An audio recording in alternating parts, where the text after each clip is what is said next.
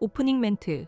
전 세계가 유럽과 중동발 무력 분쟁으로 전쟁의 공포에 휩싸인 가운데 국제 갈등 중재의 최전선에 서 있는 유엔의 차기 사무총장 선출 절차가 본격적으로 시작됩니다. 특히 유엔을 향한 미국의 압박이 거세지고 있는 가운데 80여 년 역사상 처음으로 여성 유엔 사무총장이 탄생할 수 있을지 전 세계의 이목이 집중되고 있습니다. 본문.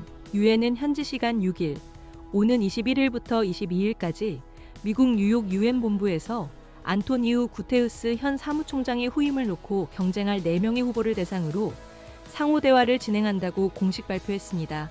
유엔 총회 의장 측에 따르면 이 토론회는 하루에 2명의 후보가 참석하여 각각 3시간씩 오전과 오후로 나누어 진행됩니다. 각 후보는 자신의 정책 방향과 비전을 담은 선언문을 발표하고 이후 회원국 및 시민사회 단체의 질문에 답하는 방식으로 이루어질 예정입니다. 이번 차기 사무총장 후보로는 미첼 바첼레트 전 칠레 대통령, 레베카 그린스판 유엔 무역개발회의 UNCTAD 사무총장, 라파엘 그로시 국제원자력기구 IAEA 사무총장, 그리고 마키살 전 세네갈 대통령이 이름을 올렸습니다. 이 가운데 미첼 바첼레트 전 대통령과 레베카 그린스판 UNCTAD 사무총장은 여성 후보로서 유엔이 1945년 출범 이후 80여 년의 역사 동안 단 한 번도 여성 사무총장을 배출하지 못했다는 점에서 이번 여성 후보들에게 유독 관심이 쏠리고 있습니다. 여성 총장 가능성에 대한 심층 보도.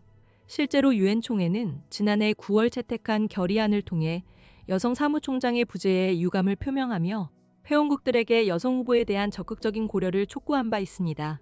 시민단체와 인권단체들 역시 차기 유엔 사무총장으로 여성 인사가 선출되어야 한다고 목소리를 높이고 있습니다.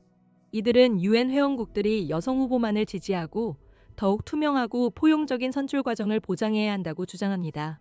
여성 사무총장 선출 캠페인 여성 SG 측은 성평등, 인권, 다자주의에 대한 확고한 의지를 가진 여성 지도자를 임명하는 것은 단순한 상징적 조치를 넘어 유엔의 정당성, 효율성, 그리고 미래를 위해 반드시 필요하다고 강조했습니다. 사무총장 선출 과정 및 현황. 유엔 규정에 따르면 사무총장은 15개국으로 구성된 안전보장이사회, 즉 안보리의 추천을 바탕으로 193개 회원국이 참여하는 총회에서 최종 임명됩니다. 특히 안보리 상임이사국인 미국, 중국, 러시아, 영국, 프랑스는 각각 거부권을 행사할 수 있어 이들의 입장이 중요한 변수로 작용할 전망입니다. 현 사무총장인 안토니우 구테우스 총장의 임기는 오는 12월까지입니다.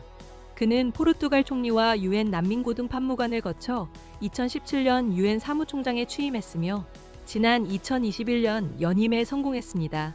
차기 사무총장의 임기는 내년 1월 1일부터 5년간입니다. 클로징 멘트.